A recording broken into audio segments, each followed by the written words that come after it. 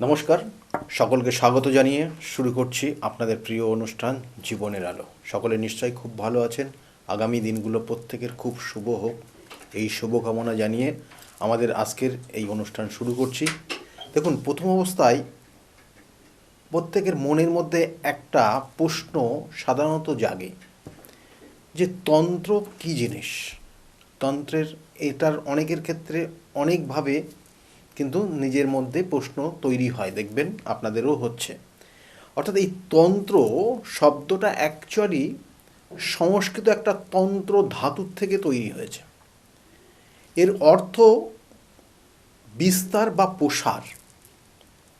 তন্ত্র হলো এক ধরনের আধ্যাত্মিক এবং গূঢ় বিজ্ঞান, যার মাধ্যমে নির্দিষ্ট মন্ত্র, যন্ত্র এবং সাধনার বিষয়বস্তু রয়েছে, যার মাধ্যমে এই নির্দিষ্ট বিভিন্ন কাজ, যেটা বাস্তবের বিভিন্ন সমস্যার সমাধান করা সম্ভব হয়।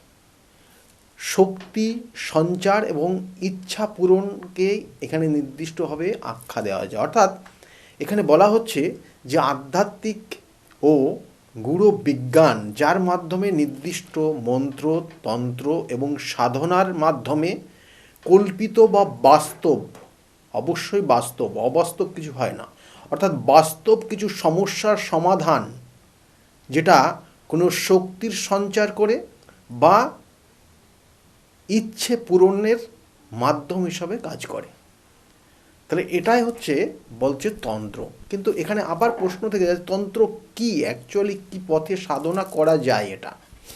বলছি তন্ত্র এক প্রকারের আধ্যাত্মিক পথ, যা সাধনা, নিয়ন্ত্রণ এবং শক্তির উপাসনার মাধ্যমে, এখানে অর্থাৎ সাধনা, নিয়ন্ত্রণ এবং শক্তির উপাসনার মাধ্যমে আত্মবিকাশ বা বিশেষ ফল লাভের জন্য ব্যবহৃত হয়।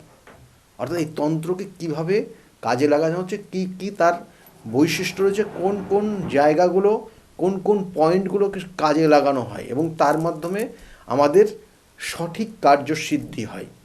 এটি মূলত শক্তির ব্যবহার এবং নিয়ন্ত্রণ নিয়ে কাজ করে। অর্থাৎ শক্তিকে কাজে লাগিয়েই কিন্তু আমাদের এই তন্ত্রের কাজগুলো আমরা করে থাকি। এবং এখানে সেই শক্তি, সেটা পজিটিভ শক্তি না নেগেটিভ শক্তি, এখানে সেটা বিভিন্ন ক্ষেত্রে বিভিন্ন ধরনের হয়। যে যে বিষয়টার উপর কাজ করে সে সেই বিষয়টাকে বেশি পারদর্শী হয়। এবং সেক্ষেত্রে বলা হচ্ছে যে নেগেটিভ এনার্জি বা পজিটিভ এনার্জি, অর্থাৎ নেগেটিভ শক্তি বা পজিটিভ শক্তিকে কাজে লাগিয়ে মূলত এই কাজ, এই বিশেষ উপাসনা করা হয়।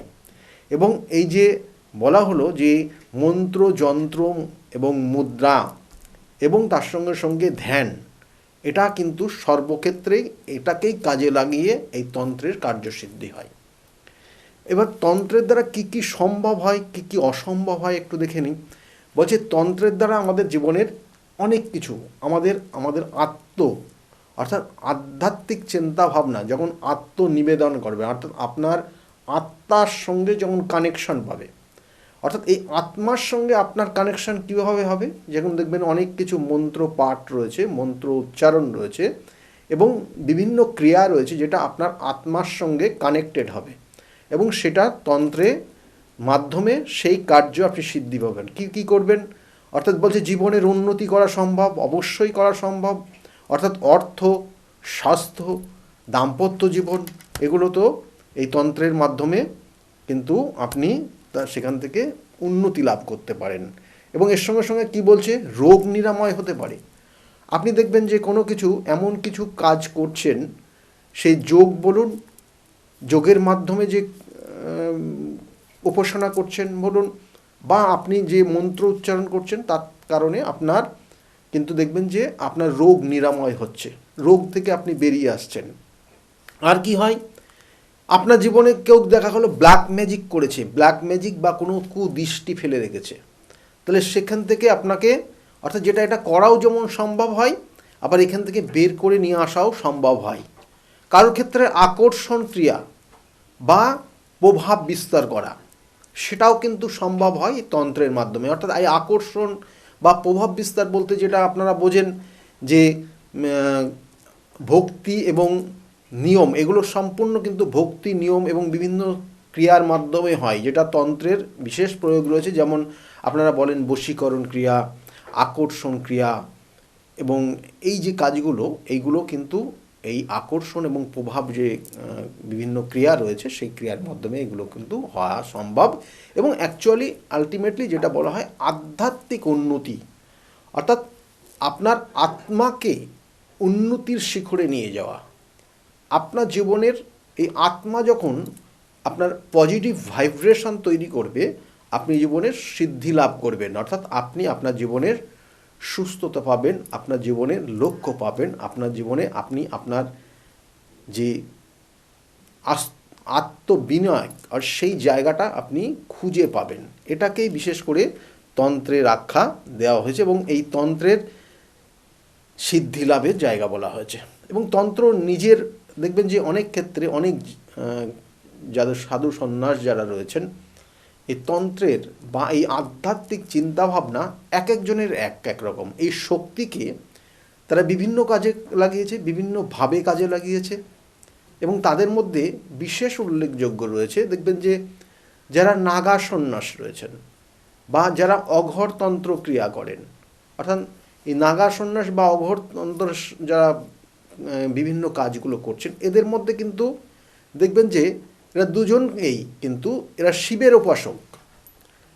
অর্থাৎ এই যে আমার যে গুরুদেব রয়েছেন, সেক্ষেত্রে কিন্তু তারা এই শিবেরই উপাসনা করছেন এবং সেক্ষেত্রে তাদের নির্দিষ্ট কিছু নিয়মের মাধ্যমে রয়েছেন। অবশ্যই বলবো, দেখুন এই যে জায়গাটা, এটা কিন্তু খুব গুরুত্বপূর্ণ। কারণ যে আমরা বলি না যে নাগা সাধুদের বিভিন্ন কর্ম পরিধি রয়েছে, তারা একটা নির্দিষ্ট ক্রিয়ার মাধ্যমে চলেন।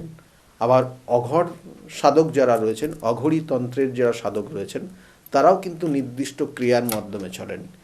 কিন্তু এখানে তাদের যে শক্তি, তাদের যে সাধনা, সেটা কিন্তু কিছুটা ক্ষেত্রে এক হলেও তাদের জীবনযাপন অনেকটা আলাদা এবং তাদের দিশা কিন্তু এক, লক্ষ্য কিন্তু সেই একই দিকে যাচ্ছে। দেখুন এখানে বলছে যে যারা নাগা সন্ন্যাস বা নাগা সাধু যারা, তাদের মধ্যে কি বৈশিষ্ট্য দেখা যায় এই জীবন ধারণার ক্ষেত্রে? বলছে এরা সম্পূর্ণভাবে নগ্ন জীবনযাপন করেন, অর্থাৎ নির্দিষ্ট সময় বিশেষ অবশ্যই মাথায় রাখবেন। এবং বলছে শরীরের ভস্ম, অর্থাৎ ভস্ম, যেটা ভস্ম পাওয়া যায়, যেটা শ্মশানেই পাওয়া যায়, সেই ভস্মর প্রলেপ দিয়ে রাখেন সর্বদা। এবং এদের কঠোর যোগ সাধনা এবং এমনকি নিজের আত্মরক্ষার জন্য, নিজের ধর্মকে রক্ষার জন্য কিন্তু এরা আধ্যাত্মিক শক্তি অর্জন করেন, যে আধ্যাত্মিক শক্তি মানুষকে উপকারের জন্য নিয়ে যান। অর্থাৎ একটা গোষ্ঠী, একটা সমষ্টিগত জায়গা, তাদের যাতে উন্নতি হয় বা তাদের যাতে শুভ দিশা পায়, তার জন্য কিন্তু তারা কর্ম করেন এবং সেই কঠোর যোগ সাধনার মাধ্যমে এই জায়গাগুলো কিন্তু তৈরি করেন। এবং এই জীবন ধারণের ক্ষেত্রে দেখবেন যে এটা সাধারণত বিশেষ আঁকড়া ভিত্তিকভাবে তারা অবস্থান করে, যেখানে তাদের তত্ত্বাবধানে গুরু শিষ্য সকলেই। দেখবেন যে এই যে গত বছরে যে কুম্ভ মেলা হলো, সেই কুম্ভ মেলাতেও সেখানে দেখবেন যে বহু নাগা সন্ন্যাস এবং অঘরীতন্ত্রে যারা রয়েছেন, তারা সকলেই মিলে ওখানে অবস্থান করছেন, কিন্তু তাদের আলাদা আলাদা আঁকড়া ছিল। এবং এই আঁকড়ার, অর্থাৎ সেখানে গুরু শিষ্য সকলে মিলে কিন্তু সেখানে তাদের সেই অবস্থান ছিল। এবং এদের সাধারণত প্রধান যে আঁকড়াগুলো আমরা বিভিন্ন ক্ষেত্রে দেখি, অর্থাৎ প্রধান আঁকড়ার মধ্যে জুনা আঁকড়া, নিরঞ্জনী আঁকড়া, মহান নির্বাণী আঁকড়া, অটল আঁকড়া, অগ্নি আঁকড়া এবং আবাহন আঁকড়া, এগুলো তাদের কিন্তু প্রধান আঁকড়ার মধ্যে এদের পড়ে। এবং তাদের মধ্যে আবার তাদের বলছে আরাধ্য দেবদেবতা। আমরা বলি না যে এক একজনের এক একটা সাধনার নির্দিষ্ট দেবদেবতা অবস্থান করছে, আর আমাদের সমস্ত তন্ত্রের কিন্তু মূলেই কিন্তু শিবের অবস্থান রয়েছে। অর্থাৎ শিব কিন্তু শিবের, অর্থাৎ এই শিব এবং পার্বতীর মাধ্যমেই কিন্তু যত তন্ত্রের অবস্থান। এবং এই শিবের যে তন্ত্র, অর্থাৎ বলছেন যে এই নাগা সন্ন্যাস তারা কিন্তু শিব, যিনি ধ্যান এবং বৈরাগ্যের প্রতীক, তাকে নিয়েই কিন্তু তাদের আরাধনা এবং সেখান থেকে তাদের এই শক্তির সঞ্চার করা। এবং দেখুন এদের যে বিভিন্ন ক্ষেত্রে আমরা বলি না যে এরা কি করে না, নিজেকে আত্মরক্ষার জন্য এরা নিজেরা তৈরি করেন। অর্থাৎ এই যে নগ্ন শরীরে অবস্থান করছে ভস্ম গায়ে প্রলেপ দিয়ে, এবং এই ঠান্ডার মধ্যেও তাদেরকে সেইভাবেই দেখা যায়, মানে এদের ঠান্ডা লাগে না। সাধারণ মানুষ হয়তো ভাববে যে মানে এদের কি ঠান্ডা নেই বা এরকম তারা অনেক সময় কমেন্ট করে, কিন্তু তারা যে সাধনা করছেন সেই সাধনাতে এসব কিছু মনে হয় না। কারণ দেখবেন যে শিব যখন সাধনায় মত্ত থাকেন, অর্থাৎ এখানে বলছে সৃষ্টি এবং তার সঙ্গে সঙ্গে কিন্তু মোক্ষ লাভ, অর্থাৎ সৃষ্টি তারপরে হচ্ছে জীবনযাপন চলছে, তারপরে ধীরে ধীরে তারা মোক্ষ লাভ করছে। তাহলে এখানেও কিন্তু তাদের মধ্যে সেই জায়গাটাই রয়েছে। অর্থাৎ নাগা সাধুরা শুধু আধ্যাত্মিক সমাধানেই যুক্ত নন, তারা কিন্তু মানুষের ধর্ম রক্ষার্থে, অর্থাৎ তার যে নির্দিষ্ট ধর্ম রয়েছে সেই ধর্মটাকে রক্ষা করার জন্য তারা কিন্তু কিন্তু ভীষণভাবে তারা যদি সেটা কোনোভাবে দেখা গেলো ধর্মকে কোনো রকমের সমস্যা তৈরি হচ্ছে, ধর্ম দেখা গেলো কোনো জায়গায় সমস্যা তৈরি করছে কোনো মানুষ বা ক্রিয়েট হচ্ছে, তাহলে সেখানে কিন্তু এই নাগা সন্ন্যাস তারা কিন্তু সেই ধর্মকে সঠিক পথে পরিচালনা করার জন্য নিজেরা কিন্তু সেখানে অর্থাৎ নিয়োজিত করে, নিজেকে সেখানে নিয়োজিত করে এবং সেই রক্ষা করে। এবং এক্ষেত্রে কোনো শত্রু আসলেও কিন্তু তাকে দমন করার কিন্তু শক্তি তার মধ্যে অবস্থান করছে। তাহলে এগুলো কিন্তু সেই বলা হয় যে বিভিন্ন কুশলী, এবং এই ধর্ম রক্ষার জন্য তারা এমনকি যুদ্ধ অংশগ্রহণ পর্যন্ত করতে পারেন। বিশেষ বিশেষ ক্ষেত্রে আপনারা দেখবেন যে আমাদের বিভিন্ন যে কুম্ভ মেলাগুলো হয়, সেই কুম্ভ মেলা, এবং আমাদের দেখবেন যে আমাদের পশ্চিমবাংলাতেও কিন্তু যে নির্দিষ্ট তিথিতে যে আমাদের এখানে মেলা হয়, পৌষ মাসের পৌষ সংক্রান্তিতে যে বিশেষ করে বলা হচ্ছে যে গঙ্গাসাগর মেলা, সেখানেও কিন্তু বহু নাগা সন্ন্যাস বা নাগা সন্ন্যাসদের সেখানে অবস্থান রয়েছে, আসেন তারা, তাদের নির্দিষ্ট কিন্তু জায়গা করে দেওয়া হয়। তাহলে এরা কিন্তু এইভাবেই কিন্তু চলেন। এবং এর সঙ্গে সঙ্গে 27 সালেও যে কুম্ভ মেলা রয়েছে বিভিন্ন জায়গায়, সেখানেও কিন্তু তারা তখন দেখবেন। এবং এর সঙ্গে সঙ্গে তারা অন্যান্য ধর্মের, অর্থাৎ বলছে শিবের সৈনিক হিসাবে, অর্থাৎ ধর্মকে রক্ষা করার জন্য শিবের সৈনিক হিসাবে এরা আত্মরক্ষার্থে এবং ধর্মের শত্রুদের বিরুদ্ধে লড়াই করেন। এবং তাদের শক্তি প্রশিক্ষণ, সাহস তাদের আধ্যাত্মিক সাধনার মাধ্যমে তৈরি হয়, এবং এটা আধ্যাত্মিক সাধনার একটা অঙ্গ, এবং যার মাধ্যমে ধর্মের জন্য সংগ্রাম, অর্থাৎ এইখানে কিন্তু বিভিন্ন ক্ষেত্রে তারা সংগ্রামও করে থাকেন। তাহলে এই হলো নাগা সন্ন্যাসীদের ভূমিকা, মানে তারা কি করেন, কিভাবে তাদের জীবনযাপন করেন। অবশ্যই বলবো এর সঙ্গে সঙ্গে আর একটা জিনিস রয়েছে যেটা অঘরী সাধু। এই অঘরী সাধু এরাও কিন্তু মৃত্যু এবং জীবনের গভীরতম সত্য জিনিসটা জানতে চায়।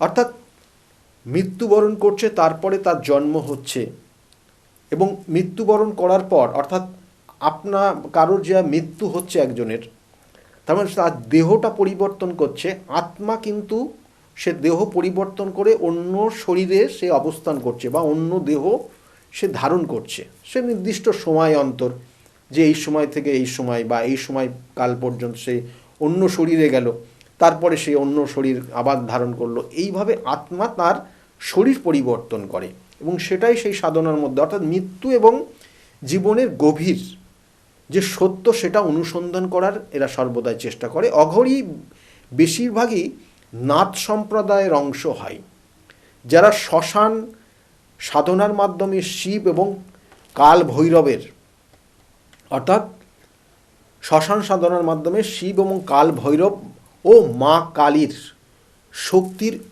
উৎস হিসাবে ওনারা পুজো করে থাকেন। অর্থাৎ যে দেখবেন যে এই যে অঘরী যারা, তার শ্মশানে সাধনা করে, কখনো শিবের সাধনা করছেন, কখনো মা কালীর পুজো করছেন বা সাধনা করছেন। এইভাবে কিন্তু তাদের কিন্তু সাধনার জায়গাগুলো রয়েছে, এবং এদের সাধনার উৎসস্থল কখনো কখনো শ্মশানের কিন্তু ক্ষেত্র বিশেষ, অর্থাৎ মৃতদেহর পাশে, মৃতদেহকে পাশে রেখে তারা তাদের সাধনা মত্ত হন। এটা কিন্তু যারা অঘরী তন্ত্রের, যারা তন্ত্র প্রয়োগ করেন বা তন্ত্র নিয়ে চর্চা করেন, তারা কিন্তু এই কাজগুলো করেন। এবং বলছে এদের জীবনধারা, বলছে শ্মশান এবং নদীর ঘাটে বসে, অর্থাৎ এই শ্মশান ঘাটে বা নদীর ধারে বসে এরা কিন্তু এই মৃতদেহর ধ্যান করেন, অর্থাৎ মৃতদেহর পাশে বসে এরা বিভিন্ন ধ্যান সাধনা, বিভিন্ন ক্রিয়া এগুলো করে থাকেন। আর সাধনা বলতে এদের ক্ষেত্রে কি তন্ত্র সাধনা, শ্মশান সাধনা, শ্মশান সাধনা, মৃতদেহ এবং চিতার ভস্মের সঙ্গে আধ্যাত্মিক যোগ রয়েছে, অর্থাৎ এই চিতার ভস্ম এদের ক্ষেত্রেও রয়েছে কিন্তু। যেমন নাগা সন্ন্যাসরা তারা চিতার ভস্ম তারা প্রলেপ দেয়, এদের ক্ষেত্রেও সেই জায়গাটাও রয়েছে, অর্থাৎ চিতার ভস্ম, মৃতদেহ বা চিতার বলা হয় চিতায় বসে সাধনা করা, এগুলো কিন্তু প্রত্যেকটাই এই আধ্যাত্মিক যোগগুলো করে সাধারণত কিন্তু যারা অঘরী সাধু তারা করেন। এবং সংসারী, এক্ষেত্রে তাদের জীবনযাপন অনেক ক্ষেত্রে তারা অনেকের মধ্যে সংসারীও আছে, কিন্তু জায়গা বিশেষ ক্রিয়া হয়। মানে তাদের হয়তো প্রথম অবস্থা তার বাড়িতে গেলে হয়তো বুঝতে পারবেন না, তার স্বাভাবিক জীবনযাপন তাকে কিন্তু বুঝতে পারবেন না সে কতটা তার মধ্যে এই সন্ন্যাসের যে ক্রিয়া বা এই যে অঘরী তন্ত্রের যে ক্রিয়া তার মধ্যে অবস্থান করছে, সে কতটা জানে আপনি স্বাভাবিকভাবে হয়তো নাও ধরতে পারেন। কিন্তু যখন সেখানে যখন যে সময় যে ক্রিয়া, তিথি নক্ষত্র কানেকশন, আমি বারবার বলে থাকি এগুলো, যে নির্দিষ্ট ক্রিয়া যখন যেটা করছে সঠিকভাবে করছে, এবং এইটা তাদের মধ্যে বলছে, সেই জন্য বলা হচ্ছে তাদের জীবনধারার মধ্যে সংসারী হতে পারে বা গৃহস্থও হতে পারে, আবার পাশাপাশি গৃহত্যাগীও হতে পারে, আবার সে সন্ন্যাস হয়েও কিন্তু তাদের জীবনযাপন করতে পারে। তাহলে এই অঘরতন্ত্রের এই জায়গাগুলো কিন্তু রয়েছে। সেই জন্য আমি বারবার বলি, আমি গুরু দীক্ষা এবং গুরুর শরণাপন্ন প্রত্যেককেই, এই যে বিভিন্ন এই যে তন্ত্রের মাধ্যমে যারাই আসছেন তারা গুরুর সান্নিধ্য ছাড়া এক পা চলতে পারবে না। গুরু যদি না শেখায় কোনোভাবে শিখতে পারবে না, কোনো কিছু অ্যাপ্লাই করে কোনো কাজ হবে না। সেই জন্য আমি সবসময় বলি গুরুর কিন্তু স্মরণে সবসময় নিজেকে নিয়োজিত রাখতে হবে। এবং এই যে শিব, কাল ভৈরব এবং গুরু, অর্থাৎ এদেরকে যে আরাধ্যা দেবতা তারা হচ্ছেন শিব, কাল ভৈরব এবং গুরু গোরক্ষনাথ এবং মা কালী। তাহলে এই জায়গাগুলো রয়েছে, অর্থাৎ মা কালী, কাল ভৈরব, শিব, এদেরকে কিন্তু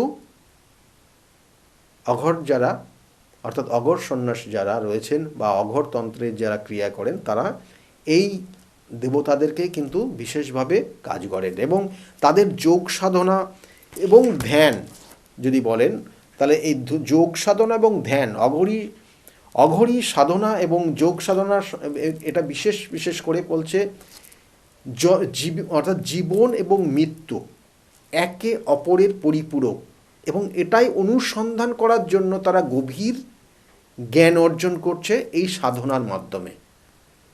এই অঘর সাধনার মাধ্যমে তারা যে জ্ঞানটা অর্জন করছে, যে শক্তি অর্জন করছে, যে জীবনের জন্ম যেমন আছে তার মৃত্যু আছে, জন্ম থেকে মৃত্যু পর্যন্ত তারা কিভাবে চলছে, মৃত্যুর পরবর্তী টাইমে, অর্থাৎ ওই যে শ্মশানে দেখা যাচ্ছে যে শবদেহের পাশে যে ধ্যান করা হচ্ছে, যে শক্তির সঞ্চয় করা হচ্ছে, অর্থাৎ মৃত্যুর পরবর্তী টাইমে তাদের কি হচ্ছে সেটাই অনুসন্ধানই হচ্ছে মেন লক্ষ্য হচ্ছে এই সাধনা।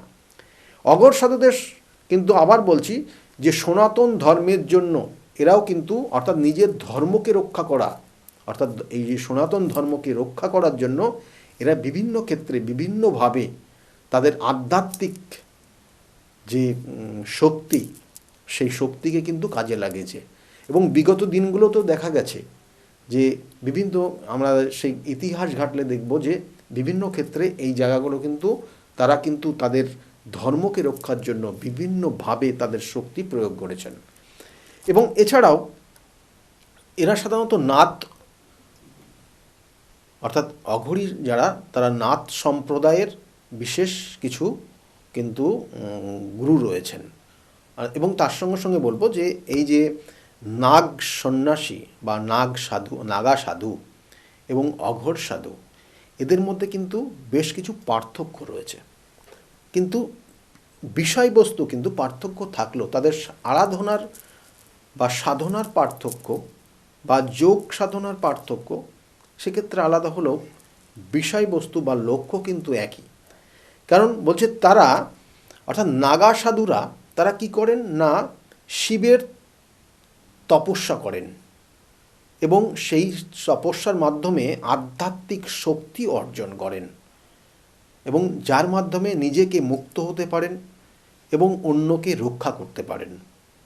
আর অঘরী সাধু তারা হচ্ছে শ্মশানে ধ্যান করে মৃত্যুর অন্তর্নিহিত যে রহস্য রয়েছে, অর্থাৎ মৃত্যুর পরবর্তীতে তাদের কোন দিকে বিকশিত হয় তারা, সেই রহস্য উন্মোচন করেন এবং শিবের সাথে একাত্মা হয়ে, অর্থাৎ শিবের সাথে এক আত্মার সংলগ্ন, অর্থাৎ এক পথে চলেন। অর্থাৎ শিব যে পথে চলেন, যেমন জানেন যে শিব তো আপনারা জানেন যে শ্মশানে কিন্তু কিন্তু বিরাজ করেন এবং সেই শিব অর্থাৎ জন্ম মৃত্যু এবং সৃষ্টির স্থিতি সবটা কিন্তু তার কিন্তু কন্ট্রোলে রয়েছে। অর্থাৎ সেই জায়গাগুলো, সেই আধ্যাত্মিক চিন্তাভাবনা, সেই আধ্যাত্মিক শক্তি তারা কিন্তু দুটো ক্ষেত্রেই একইভাবে অর্জন করার চেষ্টা করছে। অর্থাৎ এই বলা হচ্ছে যে এই দুই আধ্যাত্মিক ধারা আমাদের শেখায় যে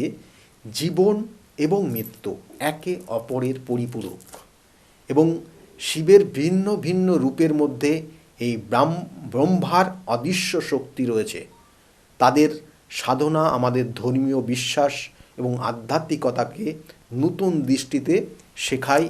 এই নাগা সাধু বিভিন্ন যে যোগ সাধনা, আবার তার সঙ্গে সঙ্গে অঘরী সাধুর যোগ সাধনা, প্রত্যেকটা সাধনা, প্রত্যেকটা তন্ত্রের বিভিন্ন যে ক্রিয়া, সেটা কিন্তু শক্তি অর্থাৎ নিজের আত্মরক্ষা এবং মানুষকে উপকার অর্থাৎ সৎ পথে মানুষকে সঠিক দিশা দেখানো, সেটা কিন্তু প্রত্যেকের কিন্তু একই কাজ। তাই লক্ষ্য কিন্তু সর্বদাই একই, কিন্তু জীবনযাপনের আলাদা রয়েছে এবং এখানেই সেই তন্ত্রের প্রয়োগ, আধ্যাত্মিক বিকাশের প্রয়োগ। যে আধ্যাত্মিক বিকাশ, যে তন্ত্রের প্রয়োগ করে একটা মানুষ সে দেখা গেল খুব সমস্যার মধ্যে রয়েছে, একটা মানুষ তার শারীরিক সমস্যা, মানসিক সমস্যা বা সাংসারিক বিভিন্ন সমস্যার মধ্যে রয়েছে, তাকে সেই আত্মাকে সংশোধন করে তার সঠিক ক্রিয়ার প্রয়োগ করে তাকে সঠিক রাস্তা দেখানো তন্ত্রের কাজ। এবং সেই জন্য বারবার বলা হয় যে সব ক্ষেত্রে নির্দিষ্ট ক্রিয়া, অর্থাৎ আমি বারবার বলে থাকি, দেখবেন যে তিথি নক্ষত্র এবং নির্দিষ্ট ক্রিয়া, জীবনের নির্দিষ্ট যে সমস্যা আপনার ক্ষেত্রে রয়েছে সেই সমস্যার থেকে আপনি বেরিয়ে আসতে পারেন। কারণ সর্বপ্রথম প্রয়োজন হয় আপনার ক্ষেত্রে কী ধরনের সমস্যা রয়েছে তার সঠিক বিচার করা, যে বিচার অ্যাস্ট্রোলজির মাধ্যমে আপনার জন্মছক বা হাতের রেখা বা বিভিন্ন ক্যালকুলেশন সেটা আপনাকে বের করতে সহযোগিতা করে এবং সেই সমস্যাকে সঠিক ক্রিয়া, সঠিক তন্ত্রর মাধ্যমে, সেই সঠিক বা আধ্যাত্মিক চিন্তাভাবনার মাধ্যমে, ক্রিয়ার মাধ্যমে, যোগের মাধ্যমে, সাধনার মাধ্যমে সেখান থেকে আপনাকে বের করে নিয়ে এসে সঠিক দিশা দেখানো, সঠিক লক্ষ্যে পৌঁছানোই কিন্তু তন্ত্রের কাজ। সেই জন্য বিভিন্ন ক্ষেত্রে বিভিন্ন সময় বিভিন্ন মানুষ তাদের বিভিন্ন সমস্যার মধ্যে দিয়ে তারা এসছে এবং তাদের সঠিক প্রতিবিধান দিয়ে আজকের জায়গায় তারা ভালো রয়েছে। তাদের মুখ থেকে শুনুন তারা কতটা ভালো রয়েছে আজকের জায়গায় দাঁড়িয়ে। আর তার সঙ্গে সঙ্গে বলবো, যদি মনে করেন আমার সঙ্গে যোগাযোগ করবেন, নিচের যে বুকিং নাম্বার যাচ্ছে ওই বুকিং নাম্বারটা অবশ্যই নোট ডাউন করে রাখবেন, ওটা আপনাকে অনেক ক্ষেত্রে হেল্প করবে। আপনি ওই নম্বরে ফোন করলে জানতে পারবেন আমি কোন চেম্বারে কখন কোন সময়ে বসি, সেই অনুযায়ী আপনারা যোগাযোগ করতে পারেন। আর শুনতে থাকুন যারা বিগত দিনে আমার কাছে এসেছিল তারা আজকের জায়গায় দাঁড়িয়ে কতটা ভালো রয়েছে তাদের মুখ থেকে শুনুন। আর সকলে খুব ভালো থাকবেন, আগামী দিনগুলো প্রত্যেকের খুব শুভ হোক, এই শুভকামনা রইল। নমস্কার। ডক্টর গৌতম শাস্ত্রী। আর 5 জন অ্যাস্ট্রোলজারের থেকে কেন তিনি আলাদা? স্বাভাবিকভাবে আপনাদের মনে এই প্রশ্ন আসতেই পারে। দূর দূরান্ত থেকে নানান সমস্যায় জর্জরিত মানুষ ছুটে আসে তার কাছে। গ্রহদোষ হোক কিংবা কাল সর্পদোষ, অথবা ধরুন মাঙ্গলিক দোষ কিংবা অন্য যে কোনো সমস্যা, তারা জানেন সব সমস্যা স্থায়ী সমাধানে এক এবং অদ্বিতীয় ডক্টর গৌতম শাস্ত্রী। চলুন আজ আপনাদের সাথে পরিচয় করিয়ে দিই এমন কিছু মানুষের এবং শুনে নিই তাদের কথা। আমার বাবা 2021 সালে প্রথমবার স্যারের কাছে আসেন, আর মানে বাবার ব্যাপারে যে প্রেডিকশনগুলো করা হয়, মানে প্রত্যেকটা প্রেডিকশন প্রচণ্ড অ্যাকিউরেট ছিল। তারপরে তো বাবার বিভিন্ন কাজে মানে স্যার হেল্প করেছেন, যেগুলোতে রেমিডি দিয়ে প্রত্যেকটা কাজই তারপর মানে খুব আমরা ফলও পেয়েছিলাম। তারপর মা আমায় নিয়ে আসে। আমার ব্যাপারেও স্যার যে প্রত্যেকটা প্রেডিকশন করে প্রত্যেকটাই এতটাই অ্যাকিউরেট ছিল, মানে অনেকটা অবাক করার মতোই অ্যাকিউরেট ছিল। আর মানে মনে হয়েছিল আরও আগে আসলেই ভালো হতো, আরও অনেক কিছু বেটার হতে পারতো। কিন্তু তারপরে যখন রেমিডি নেওয়ার পরে আর প্রচণ্ড অনেক রকম ফল পেয়েছি আমি, আমার মা, আমার বাড়িরও সবাই এসেছে, মানে সবাই অনেক ভালো ফল পেয়েছি। আর মানে স্যার শুধুমাত্র ফলের দিক থেকেই না, এখানে এসে পুজো দিয়ে স্যারের ব্যবহারও খুব ভালো।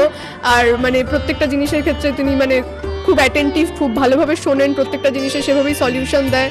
তো আমি এসে তো খুব ভালো ফল পেয়েছি। আপনারা যদি দেখে থাকেন আসবেন, মানে অবশ্যই ফল পাবেন। অনুপ চন্দ্র, আমি ডক্টর গৌতম শাস্ত্রী স্যারের সাথে বিগত 6 বছর ধরে মানে যোগাযোগে আছি।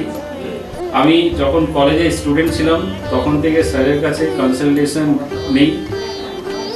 পড়াশোনাতে ওনার গাইডেন্সের মাধ্যমে আমি বিটেক কমপ্লিট করি, তারপরে আরও কিছু পড়াশুনো করছি এখন। সাথে সাথে কেরিয়ারে ওনার প্রচুর গাইডেন্স পেয়েছি। ওনার গাইডেন্সের মতো আমি এখন একসাথে 3খানা ব্যবসা প্যারালালি রান করছি। 3টেই কিন্তু ইন্ডিয়ার বাইরে, নট অনলি ইন ইন্ডিয়া, 3টে ইন্ডিয়ার বাইরে। এখন একটা ছোট অ্যাচিভ করেছি। রিসেন্টলি আমি একটা গাড়ি কিনেছি, যেটা Volkswagen কোম্পানি, 25 lakhs অ্যান্ড অ্যাবভের। পরবর্তীকালে বেশ কয়েকটা গোল আছে। স্যারের গাইডেন্সের মাধ্যমে সেই গোলসের ওপরে আমি টাইম টু টাইম কাজ করছি। ওনার কনসালটেন্সিটা এতটাই ভালো কি আপনাকে উনি মান্থ টু মান্থ বলতে পারেন কি কোন সময়ে আপনি কিভাবে রিঅ্যাক্ট করবেন, কিভাবে এক্সিকিউট করবেন নিজের কাজ। যদি আপনি সেই কাজগুলো সেই ওনার কথা অনুযায়ী আপনি যদি এক্সিকিউট করেন, ডেফিনেটলি আপনার গোলটাও টাইম মতো কমপ্লিট হবে। আর আমি সবাইকে এটাই বলবো, যদি আপনারা বিশ্বাস করে আসেন তবেই কিন্তু হবে। যদি বিশ্বাস না থাকে তাহলে কিন্তু কোনো কিছু হবে না। আপনাকে সেই বিশ্বাসটা রাখতে হবে। নমস্কার, আমি শ্রাবণী দাস, আমি হালিশহর থেকে আসছি।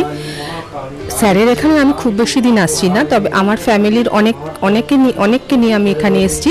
এখানে এসে স্যারের কাছ থেকে আমি অনেকভাবে উপকৃত হয়েছি। যেমন আমার এক কাজিন, ওর অফিসের কোনো প্রবলেম হচ্ছিল, ও কোনোভাবে স্মৃতি হচ্ছিল না অফিসের কোনো কাজের। স্যার বলেছিলেন যে ও পুরনো যেখানে কাজ করছে সেখান থেকেই ওর কাজ, আবার ওখান থেকে ওকে ডাকবে এবং সেখানেই ওর স্থিতি হবে, সেটাই হয়েছে। আবার আমার আরেক রিলেটিভের গাইনিক কোনো প্রবলেম হচ্ছিল, সেই প্রবলেমও উনি যা বলেছিলেন যে সেই প্রবলেম ঠিক হয়ে যাবে, সেই প্রবলেম ঠিক হয়ে আমাদের ফ্যামিলিতে এখন নতুন একজন মেম্বার আসছেন। এই জন্য আমরা খুব খুশি ওনার কাছ থেকে এসে, ওনার কাছে এসে আমরা নানাভাবে অনেকভাবে উপকৃত হচ্ছি। স্যারের কাছে আমি 2019 সাল থেকে আসছি। তো আমি স্যারের কাছে এসে আমি স্যারের যা প্রেডিকশন ছিল সবগুলোই মিলে গেছে এবং হুবহু আমার কিছু না বলার আগেই উনি সব কিছু বলে দিয়েছিলেন। তাই জন্য আমি ফল পেয়েছি বলে আমি ওনার কাছে এত দূর কাঁচরাপাড়াতে এসেছি। দাদার কাছে এসে আমি আমার নিজের সংসারের যা দায়িত্ব ছিল, অসুবিধা ছিল, সেই সবগুলোও আমি পেয়েছি। কি কাজকর্ম ছিল না সেই সব কাজকর্মগুলোও আমি নিজের এতে পেয়েছি, সব কিছু পেয়েছি। যেখান থেকে যা আমি ঋণ করেছিলাম সেগুলোও আমি আজ শোধ করতে পেরেছি। নিজেকে অনেক সংসার থেকে আমি মুক্ত হতে পেরেছি সব কিছু করে। আমি গৌতম শাস্ত্রীকে দেখে, টিভির পর্দায় দেখে তার নর্মতা, ভদ্রতা আমার খুব মনে লেগে গেল। তখন তাকে খুঁজতে খুঁজতে তার কাছে আসি, কিন্তু অনেক জ্যোতিষী দেখেছি টিভি পর্দায়, আমার মনের মতো হয়, কিন্তু ওনার ভাষা সব কিছু আমার খুব ভালো লাগে। ওই জন্য ওনার কাছে এসে আমি অনেক উপকৃত। আমার দেহের এবং মনের শান্তি, অনেক কিছু আমার নিজের জনদের, ছেলে মেয়ে নাতনিদের জন্যে অনেক সমস্যা উনি সমাধান করে দিয়েছে।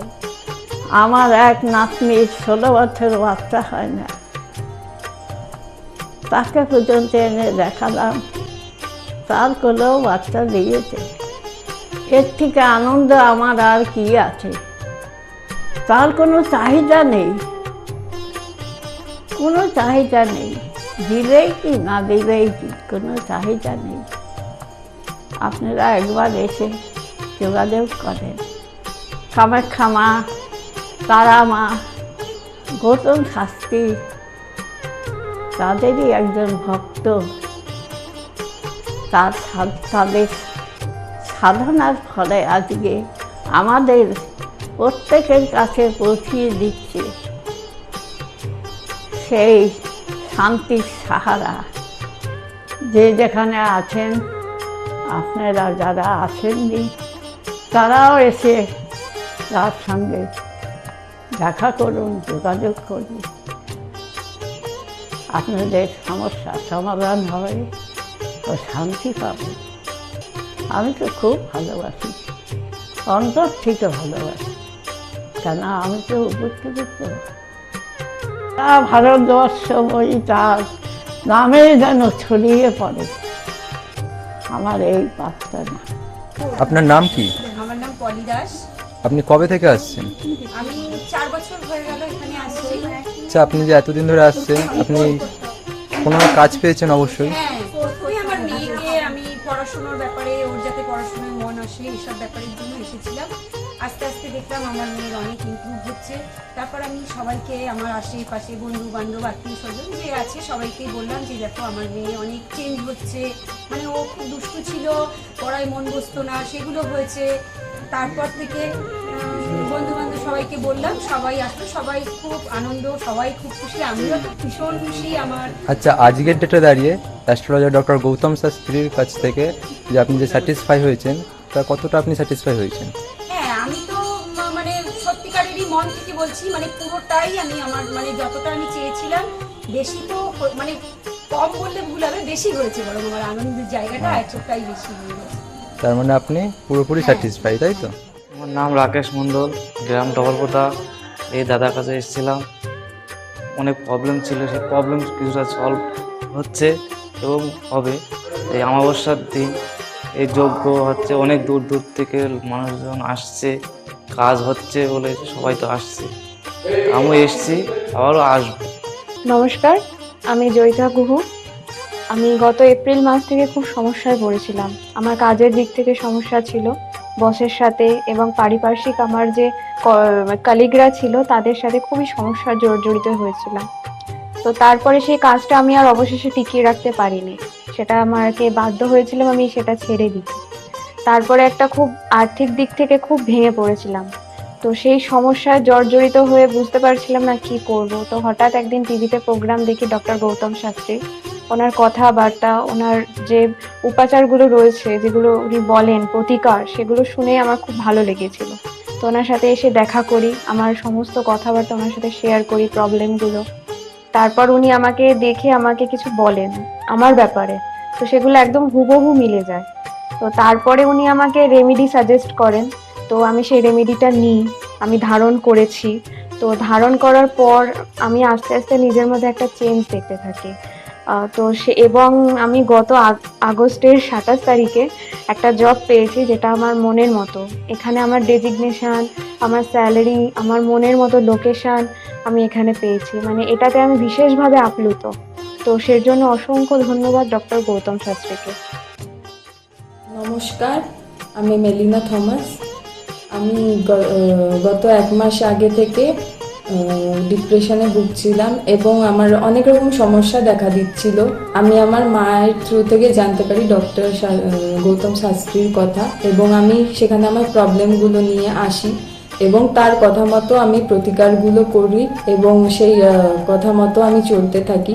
এখন আমার কাছে অনেক জবের অপরচুনিটিস আসছে এবং আমার আগের যে সমস্যাগুলো ছিল সেগুলোও গেছে। আমি সিলেকশন করছি কোন জবটা করব এবং যে কোনো একটা জব আমি সিলেক্ট করব এবং আগেও আমি ডক্টর গৌতম শাস্ত্রীকে অনেক ধন্যবাদ জানাচ্ছি এই আমাকে এত কিছু করে দেওয়ার জন্য। এবং আপনারা চাইলে আপনারাও আসতে পারেন নিজেদের অসুবিধা নিয়ে এবং তার কাছে এসে সমস্যাগুলোর সমাধান করতে পারেন। আপনারা যদি তার কথা মতো চলেন আপনারাও আমার মতো ভালো ফল পেতে পারেন। অ্যাস্ট্রোলজার ডক্টর গৌতম শাস্ত্রীর চেম্বারে আপনি কতদিন আসছেন? আমি প্রায় 2.5-3 বছর ধরেই এখানে মানে রেগুলারলি আসছি। মোটামুটি আমার যখনই অসুবিধা হচ্ছে আমি তখন চলে আসছি। আপনি কোন চেম্বারে দেখিয়েছেন? আমি এখানকার কাছড়াপাড়া চেম্বারে। কাছড়া চেম্বারে দেখিয়েছেন, মানে আপনি যে সমস্যাটা নিয়ে এসেছেন ওটা কি আপনার কিওর হয়েছে? হ্যাঁ, আমি প্রথমে যে সমস্যাটা পড়াশোনার সমস্যা নিয়ে প্রবলেমে পড়ে ওনার কাছে এসেছিলাম, তা মোটামুটি আমার যত দিন যাচ্ছে ইমপ্রুভ হচ্ছে আস্তে আস্তে। না আপনার কাজ হয়েছে এরই মধ্যে এসেছেন? আমি হালিশহর থেকে এসেছি। ধরো আমার নাম তো মলিনা ঘোষ, কিন্তু তোমার কি হয়েছে বলো তো, আমি দাদার কাছে অনেক বছর ধরে মানে কয়েক বছর ধরে ভালোই এসেছি। আমি অনেক বিপদে পড়েছিলাম তো, তখন আমি এক টিভি চ্যানেলে দেখে সবাই কিন্তু প্রোগ্রাম দেখে, সব সিরিয়াল দেখে, সব কিছু দেখে, কিন্তু আমি ওই সিরিয়াল সব কিছু ছেড়ে আমার এমন বিপদ হয়েছিল, আমি শুধু টিভির কাছে বসে শুধু এই শাস্ত্রীয় চ্যানেলগুলো দেখে দেখে আমি মনে ভাবতাম আমি কাকে মনের মতন পাবো। পেলাম যে সবাই এত চ্যানেলে, কিন্তু আমি সবাইকে দেখেছি, আমার দাদাকেই আমার খুব পছন্দ হলো। আমি খোঁজ করতে করতে করতে করতে আমি এমন বিপদ যে আমি এই বিপদে কি করে উঠবো, তখন ওই দাদার কাছে আসলাম। খোঁজ পেয়ে চিকিৎসা করতে করতে তখন দাদার কাছে এসে আমার অনেক বড় বিপদ ছিল, আমার ছেলে স্বামী সব নিয়ে আমার বাড়ির খুব অবস্থা খারাপ ছিল। আজকে ওনার কাছে এসে আমি অনেক উপকার পেয়েছি। আমি সবার কাছে বলছি, আমি এত লোক দেখছি, আমি বলি একটু যদি দাদার কাছে এসে সব ধৈর্য ধরে, কারোর বিফল হবে না, তার ফল ছাড়া বিফল হবে না। আমি ভাবি যে আমি অনেক লোকও পাঠিয়েছি, আমরা যদি প্রচার করতে পারি, অনেকে আছেন এই দাদার কথা বলবো না, বলবো না, কিন্তু না বলেন, মানুষ যদি বিপদের হাত থেকে বাঁচে সবারই তো ভালো হয়। কিন্তু দাদার কাছে আসার পরে আমার এমনও মাঝে একটা এমনও বিপদ গেছে, এই দাদাই আমাকে এই বিপদের হাত থেকে উঠিয়েছে। এর জন্য আমি দাদার কাছে সারা জীবনের জন্য কৃতজ্ঞ থাকি। দাদাকে চাই দাদাও ভালো থাকুক, আমরাও যেন দাদার কাছে এসে দাদা আরও সুস্থভাবে যেতে পারি।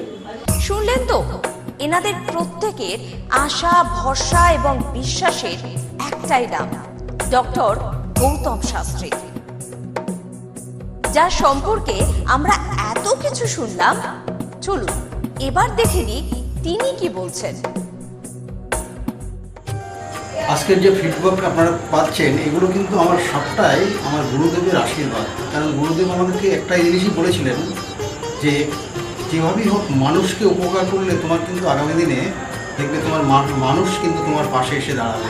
এবং সেইভাবেই আমি কিন্তু যেভাবে সকলের উপকার বা আমি যতটা কাজ করছি সকলে উপকৃত হচ্ছে, এবং এর জন্য আমিও কিন্তু খুব আনন্দ পাই যখন তারা বলে যে না দাদা, আমি আপনার এই কারণে এই জন্য এসেছিলাম, এই কাজটা আমি পেয়ে গেছি।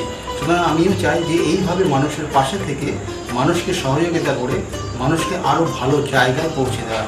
যাদের খুব দুঃখের মধ্যে, কষ্টের মধ্যে আছে, তাদেরকে কিছুটা গাইড করে তারা যদি আরও ভালো জায়গায় যেতে পারি এবং ভালো জায়গায় তাদেরকে যদি নিয়ে যেতে পারি, এটাই হচ্ছে আমার মেন উদ্দেশ্য। অর্থাৎ তারা যদি আরও ভালো জায়গায় যেতে পারে, সেখান থেকে যে আনন্দ উপভোগ করতে পারবো আমি, সেটা কিন্তু চিরস্থায়ী থেকে যাবে। তাহলে আর দেরি কেন, চটপট ফোন করুন 9836410969 অথবা 8335805241 এই নাম্বারে। শুধুমাত্র একটি ফোন, যা পাল্টে দিতে পারে আপনার গোটা জীবন। জ্যোতিষবিদ, বাস্তুবিদ, হস্তরেখা বিশারদ ও spiritual guide doctor Gautam Shastri, এক এবং অদ্বিতীয়।